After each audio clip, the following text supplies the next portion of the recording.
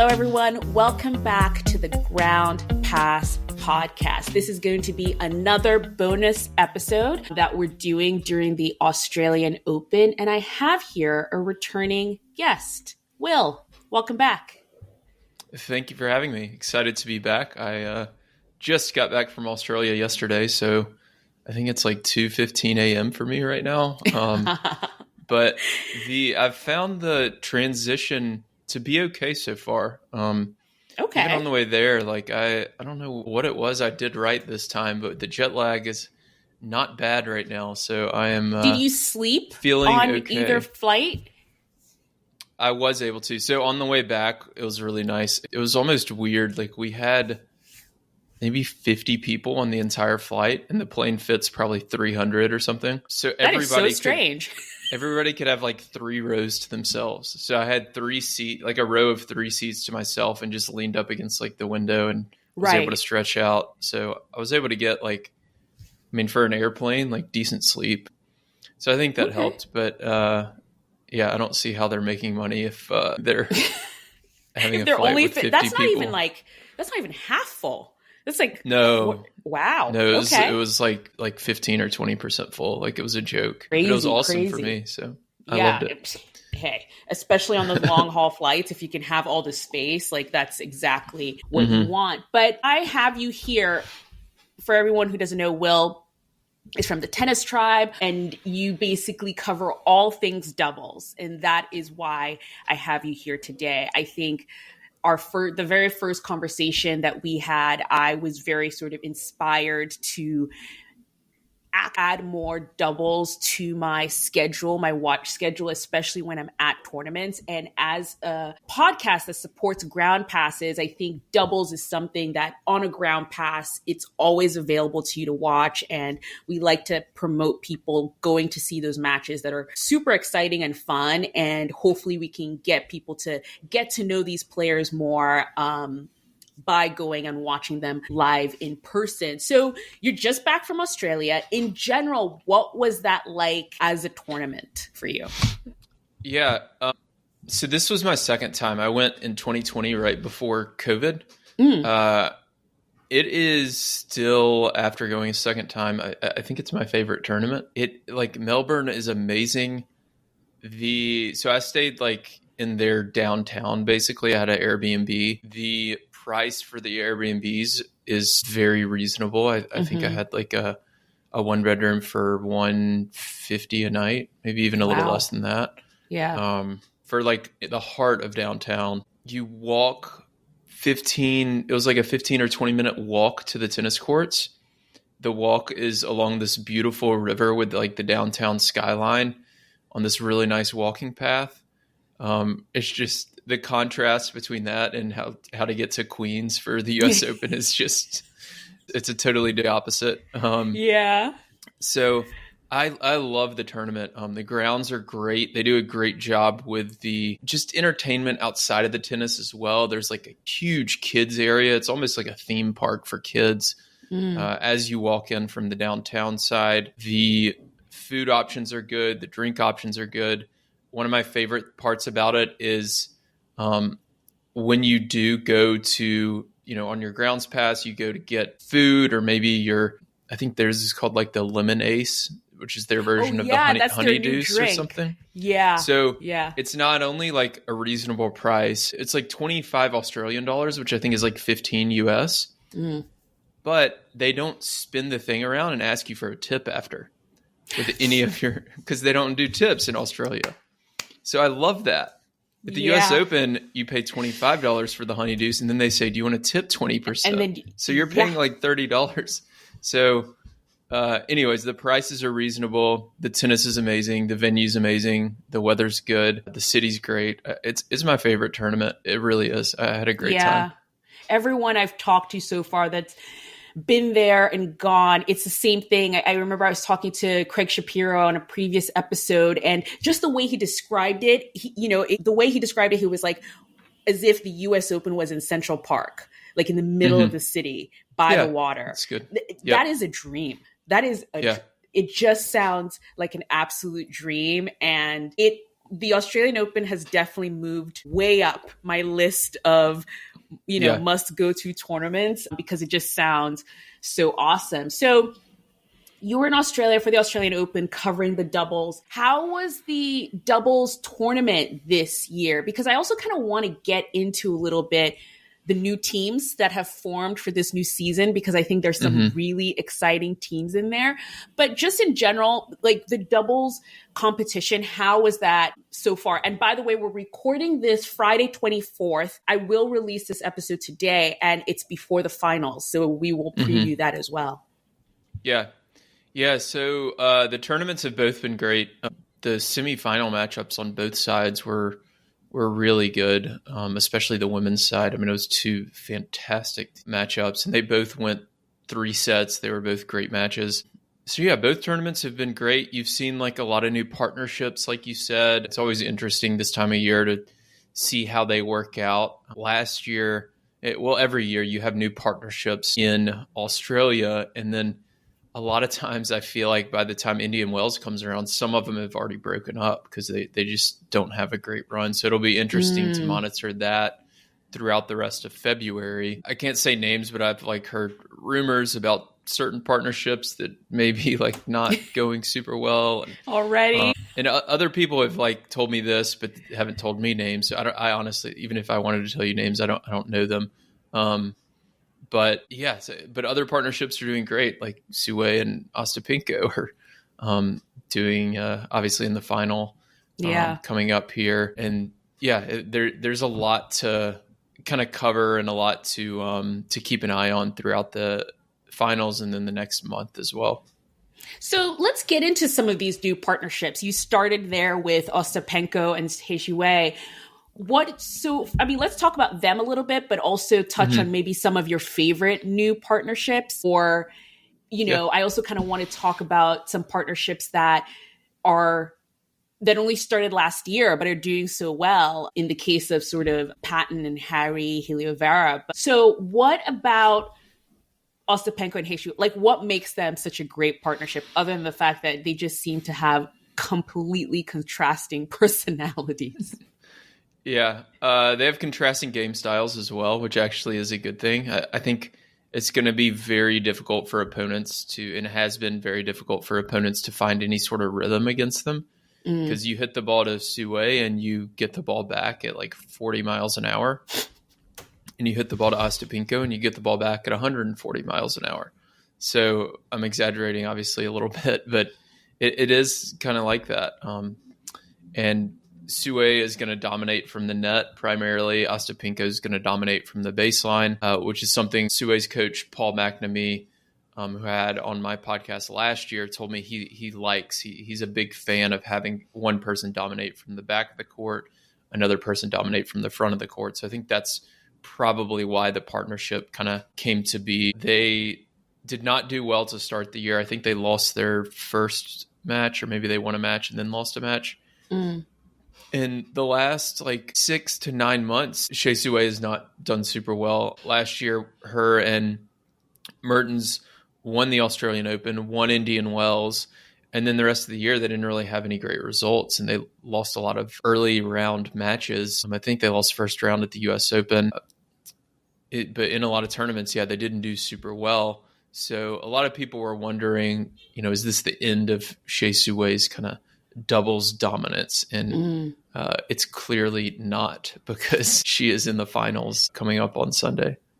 Yeah. It's been nice seeing them together. And I remember that I heard about the partnership and I was like, this is crazy. And I remember watching one of their early rounds, and you're right, they did lose early. And, I sort of chucked it up to, well, they just started. Maybe they're still figuring each other out and like how things are going to work. But also in singles, Ostapenko kind of had a very slow start. She was out early as well at the Australian Open in singles. So might be some of that stuff as well. But it's really been nice watching them. On the completely opposite spectrum is what I'm calling sort of the sort of young Russian players, Diana Schneider and Mira Andreeva, who kind of burst on the scene, which I think is just Mira's thing.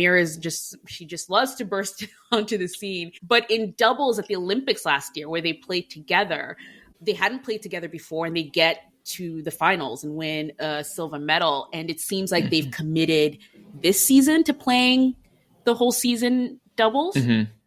Yeah, it sounds like it. With singles players, you never know how much they're going to play, but I think with the talent that they have, and then also this Australian Open, I sat behind the baseline at Margaret Court the other day during their quarterfinal match, I believe, and they know how to play doubles.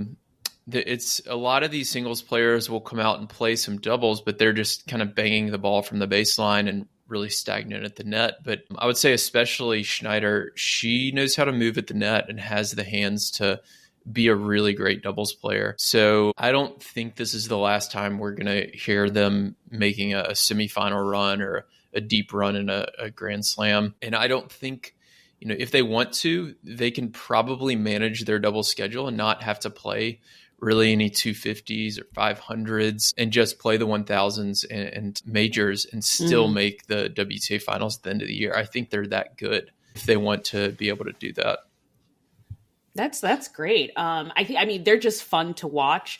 Another fun pairing, it kind of, going back to singles a little bit, I didn't know if this was one of those like, oh, it's a Grand Slam, let's just get together. But Roos and Kostyuk, they seem to have a lot of fun on court. I don't know if you watched any of their matches. Yeah, I did. I'd never watched them in person either, and yeah, they were very entertaining. And they're good at doubles too. So they made I think the quarters in Australia maybe 2 or 3 years ago. Okay. So they've played before. I believe so. Okay.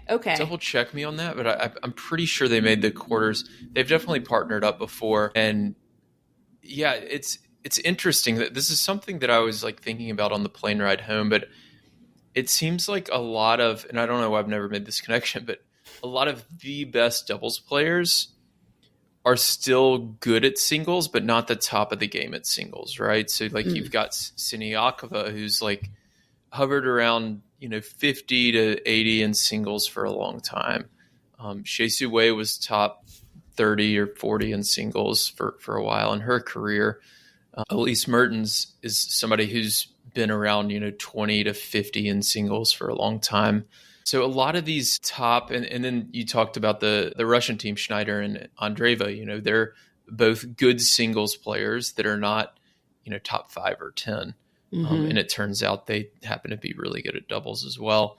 So a lot of these players who can hang from the baseline with anyone, that's what Siniakova can do. And a lot of these singles players can do, but also have that kind of doubles IQ and the skills at the net make for the best doubles players. And I think that's what we're kind of seeing with a lot of the results here in Australia. And Kostyuk can kind of fall into that category, right? They're both singles players as well. And they, after watching them, they do know how to play doubles. Yeah. I mean, jumping into Siniakova, who I think last year the theme for her was she could just pick up any partner and go win a Grand Slam. But it seems like because I didn't know what was going to happen. So last year she partnered with Taylor Townsend, but they couldn't really start together right away because I feel like Taylor Townsend had some injuries. Am I correct? To start? Because I know she kind of jumped around a little bit. Like she did the French Open with Coco Gauff, and I think she Madrid started the year with someone else. Yeah, she started the year with Storm Hunter. So Storm in April tore her Achilles, and I heard that she'll be back in the next few months, which is great to hear. Yeah. So Siniakova started the year with Storm. Storm tears her Achilles. Then Siniakova wins Roland Garros with Coco, wins Wimbledon with Taylor. And then from there, I don't know. I guess she was just kind of looking at who can I get into the WTA finals with. Maybe she asked Coco first, maybe not. I don't know.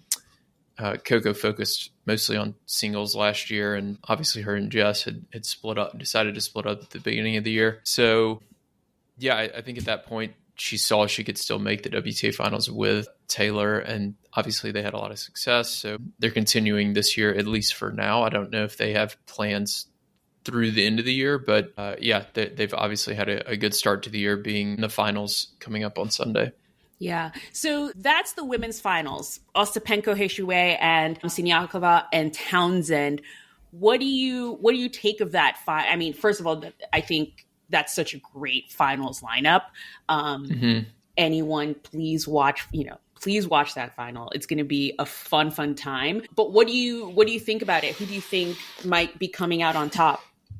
Yeah, it's really a blockbuster matchup. Like, if at the beginning of the tournament you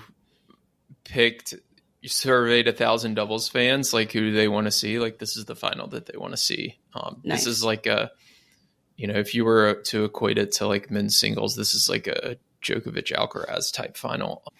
So the best two doubles players probably the last 10 years have been Shea Sue and Katerina Siniakova. So that's part of what makes this so exciting. Who comes out on top? I think it's really 50-50. I mean, this is a really good matchup. I kind of lean Ostapenko and Sue, just because Ostapenko has made, I saw this tweet earlier and I knew this, but I didn't kind of put it together. She's made the finals of 3 consecutive hardcourt Grand Slams. Wow. So she and Kitchenok were in the finals of the Australian Open last year and lost to Sue and Mertens. And then she and Kitchenok won the US Open in doubles. Mm-hmm. So Ostapenko is playing some really good hardcourt doubles, and Shea Sue's Shea Sue. Siniakova is going to do what she does. She'll be right there with them, one of the best players on the court. And then Taylor Townsend is kind of the wild card. Like, I feel like it's going to be kind of up to her if she and Siniakova win this match. I feel like I know what I'm going to get from the other 3 players. And Townsend has these spells where she's just on fire and she looks like the best player on the court. And then she also has these spells where she makes some questionable, not decisions, but just some errors where it's like, whoa, where did that come from? And it'll be a string of them within like several games, So if she plays well, of course they can win. But if she doesn't, I feel like it's going to go the other way. I feel like she's going to kind of be the X factor there. Love it. I love a good X factor.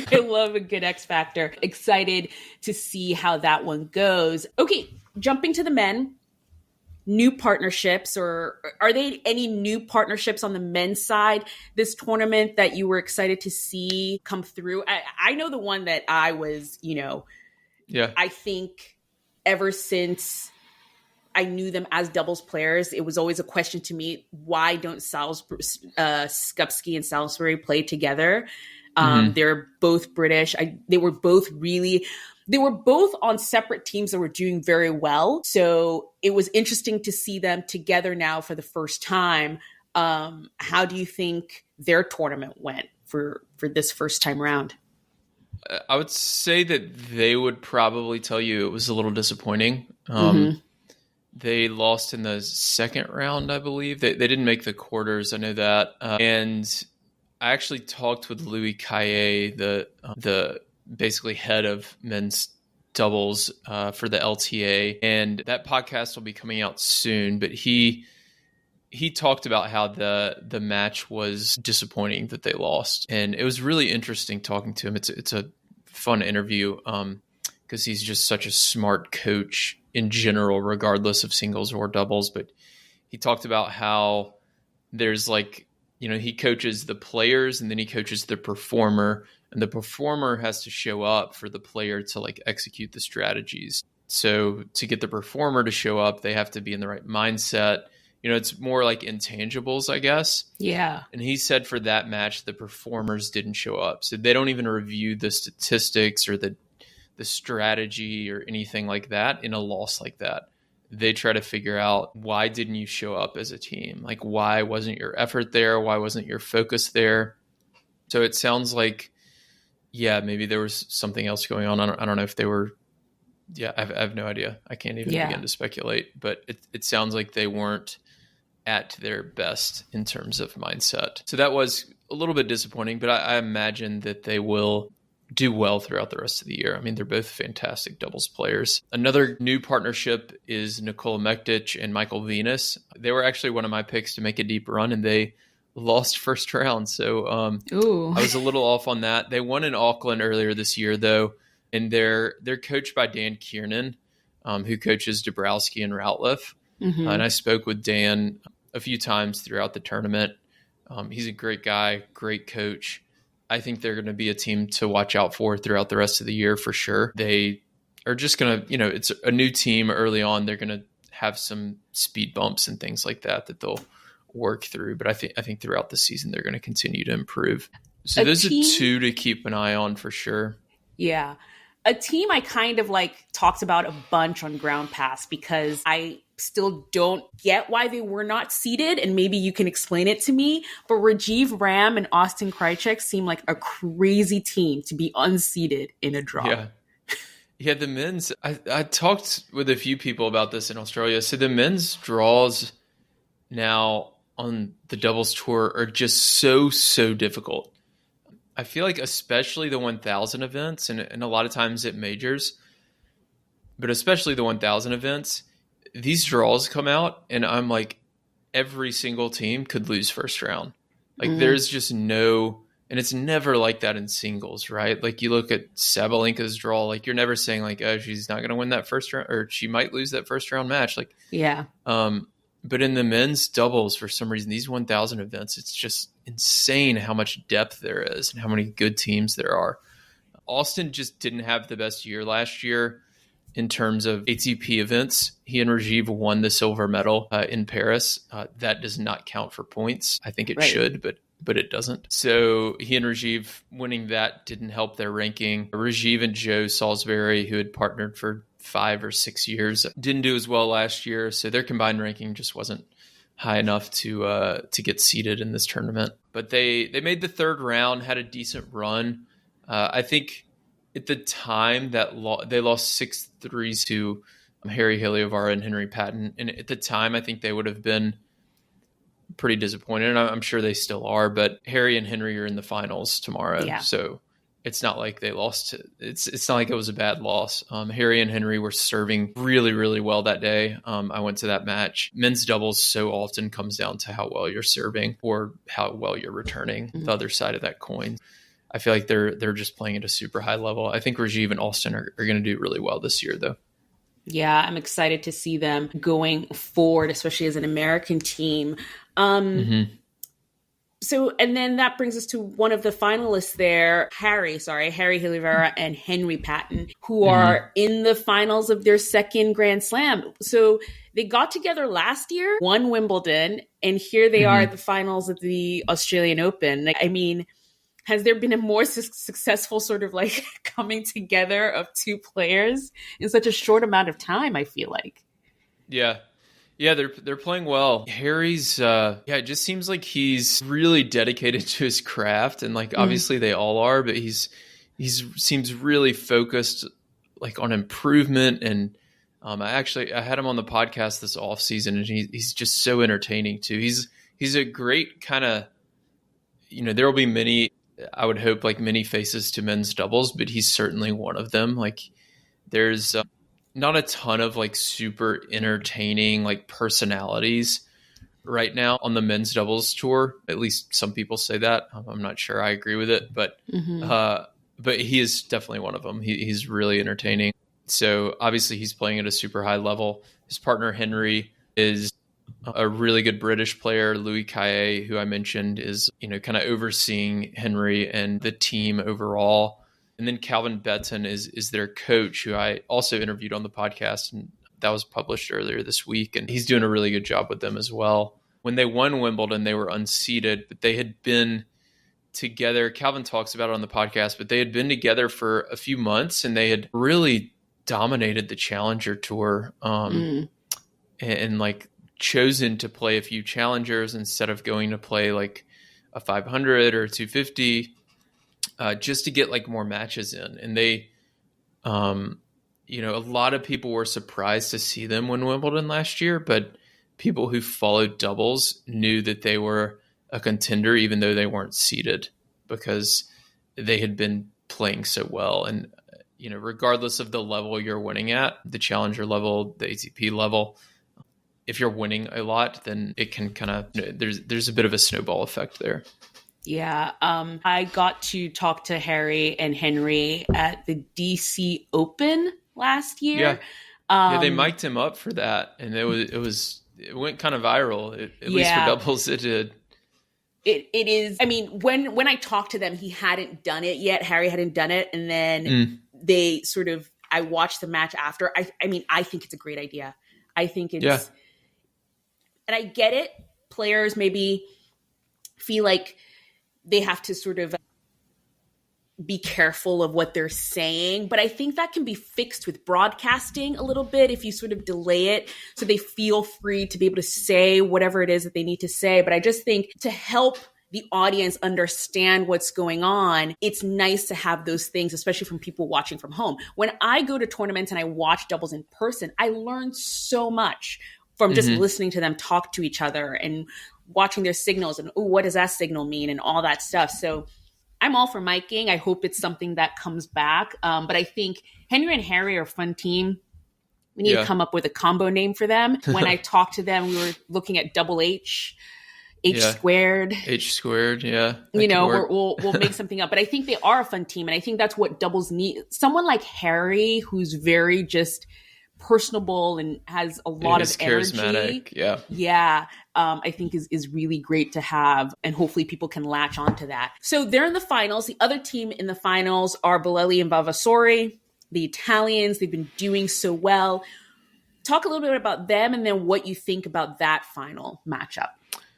Yeah, so they are into their third Grand Slam final in the last 12 months. So they made the finals in Melbourne last year. They made the finals at Roland Garros, and have been one of the most consistent teams over the last 12 months, even outside of those three tournaments. So it's a really interesting matchup. Bolelli and Vavasori play some pretty aggressive doubles. They play super tight on the net, big serve from Vavasori especially.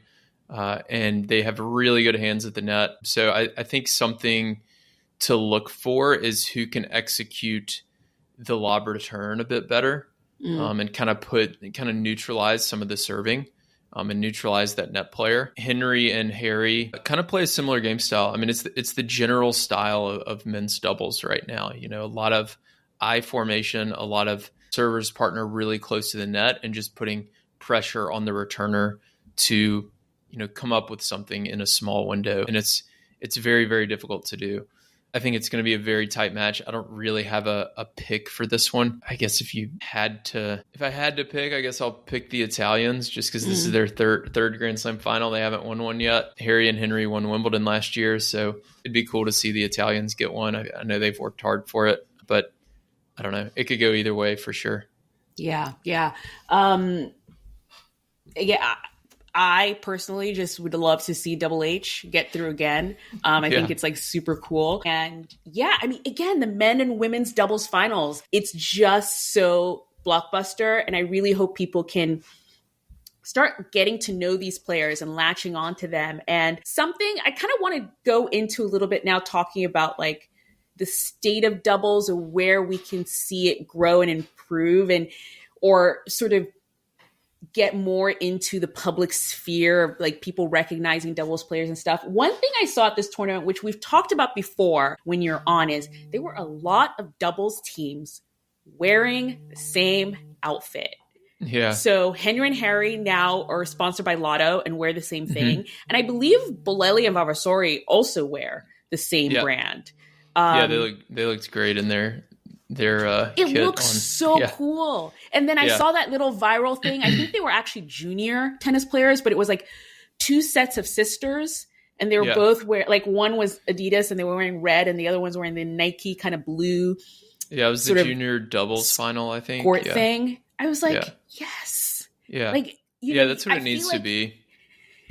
It's when it's on a court and you just see like four people wearing different things, I don't know. I feel like you're not really building that sort of partnership a little bit. Like now we're thinking of like, oh, what are we going to call this team? Or, that sort of thing. Like even someone like Neil Skupski and Salisbury, they weren't wearing the same thing, but their color scheme was like, because one was wearing solid purple and then the other one was like solid red, and they kind of just like looked cool together. Yeah. Is this something that they're actually, because I was surprised this tournament. I don't think I've seen this many doubles pairings wearing the same brand. Is this a new thing happening on tour? Not that I know of. I think we've also seen more people from the same country playing together this year. So Lloyd Glasspool and Julian Cash, both from Britain, are also teaming up. So the UK's got two teams who are all kind of all English teams. But I guess these players are just like teaming up and deciding to go with the same brand. I'm really not sure. It might just be some kind of coincidence, but I'm with you. I like it a lot. I really hate when two players are wearing the same thing and they're on opposite teams, and then they're not wearing the same thing as their partner. That bothers me a lot. Another problem we have is like when I was there, especially week one. So week one, you have tons of people there on their grounds pass, and they're going to all the doubles matches, and every single like mini stadium there on those outside courts is packed. Like there's long lines to get in, one out into a lot of these doubles matches. And I'm sitting in there, and a lot of the people behind me are tennis fans, and they're not, you can tell like they don't know how the tour works. Like they're kind of new to all this, and they're like, oh, what does the 15 by their name mean? Oh, it's their ranking. And they're like, well, is that for just that person or for the team? How does it work? Like they don't know. And they also don't know who the players are. So they're like, which one's Bolelli? Like they don't know. So if we could have a way to like figure that out, like so that people there could figure out like which one is which. And then when as they're watching, maybe one of them, like maybe it's Harry, he has a crazy reaction to a point or something. They're like, oh, I love that Heliovara guy. And then maybe they look him up on Instagram later and start following him and so on. So like, I think kind of correcting a lot of these like small things can help. Another thing that you mentioned earlier is trying to, or being able to learn from some of these doubles matches. And some commentators are better than others. There was a few I was watching recently who like didn't even have a good understanding of what the signals meant. And it was just, it was really embarrassing. Like it was, and this was on ESPN as well. So it's like, I don't know, that I think that the broadcasters just don't care enough to like get good commentators on there, or maybe the good commentators are like on the singles matches or something like that. I'm not sure. But yeah, I was listening to that, and I was imagining like if I was new to this broadcast or came here to learn something, like they're just doing a really bad job of it because they didn't understand the signals. They described the formations the wrong way. Like they described who calls the serve plays incorrectly. Like there was a bunch of errors that I noticed that like somebody new to the sport would not pick up on. And right. Yeah, it's just like kind of a bad look for the game. Right. No, you're completely right there, because again, like you said, if it's someone who's new, who's trying to learn, you're telling them the wrong thing.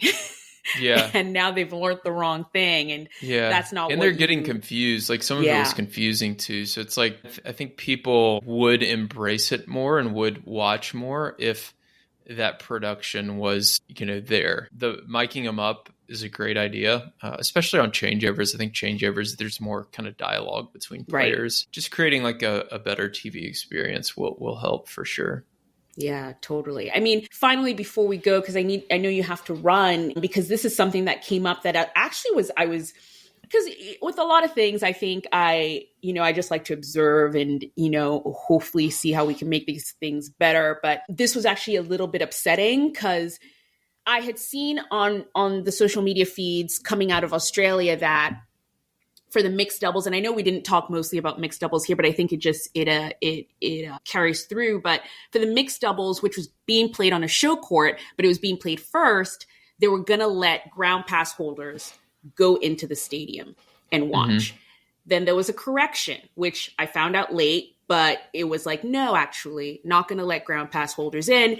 It's only going to be people who have tickets to this men's semifinal match, because this was on Rod Laver. It was on Rod Laver, yeah. Yeah, and so what you tuned into then was a doubles final, a mixed doubles final that, by the way, was 2 Australian teams at the Australian Open. And there were maybe 500 people there in a packed stadium. And I will post the photo because I was just like, because I see this a lot. Even at the US Open, I see this. The grounds are packed. The grounds are packed. And then you turn on the TV to the show court and there is nobody in there. And you're wondering why. Is there no way, and I kind of, part of me was like, okay, so maybe they're worried about having to then clear out all those people and then reseat the people who actually have tickets. And I get that. But there has to be a way to be able to do that, I feel like. Yeah, I mean, you just said it. Like, there's got to be a solution to this. I think the problem is I just don't think they care that much. Which is sad and unfortunate. It's sad, especially, again, I need to emphasize, these are home players. The 2 mixed doubles finals, they were both from Australia. They're and both I think, wouldn't you want to give them the best? Yeah, they were both Australian teams. I think you're right. I think they just were worried about having to clear out the stadium for the men's semifinal, which was only 1 set of tennis. But I think that, I don't know what the solution is. I'm still trying to kind of dig and figure out what all happened. I know the communication was poor. They made a mistake and then emailed the media. I don't know if they emailed ticket holders. It seemed like they probably did not, which to me is just a really bad marketing strategy to rely on the media to relay information to your customers. Shouldn't you let your customers know directly that, hey, your men's semifinal ticket also has access to mixed doubles. Don't forget to show up at this time. Show up at this time. They're home players. It's going to be a fun time.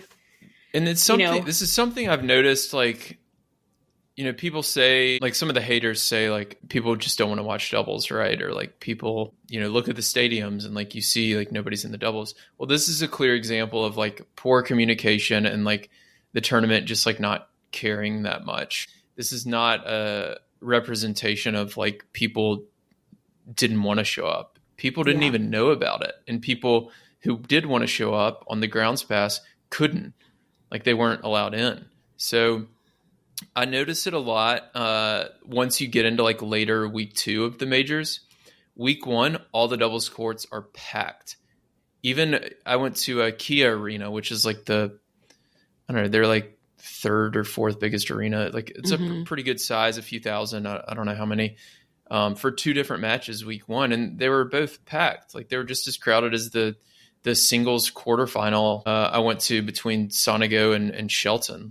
So week 1, the doubles courts are all packed. It's late week 2, the quarterfinals and semifinals and finals, they're in the bigger stadiums and they have less people than they did in week 1 in the smaller stadiums.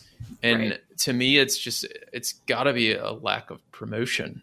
It doesn't make sense because as you get on later, it doesn't add up. Why week 1 are all these people so happy to go watch doubles, and you can hear them in the crowd oohing and eyeing at every single point, and then week 2 all of a sudden they're no, we don't like doubles anymore. No, it's not what's happening. They just don't know that it's going on. So, right. Okay, we could talk forever about the double situation and how we can make it better, but I'm going to let you go, Will. Thank you so much for coming on Ground Pass and talking doubles with us. I will leave the links to all those episodes that you talked about in the description of this podcast, so please check it out. They're always a fun listen, and just trying to learn more about the doubles game helps you appreciate it more and also get to know who these players are and their personalities. So thank you, Will. Excited to watch the finals, whoever the winners are. I think it's 4 teams of really awesome players.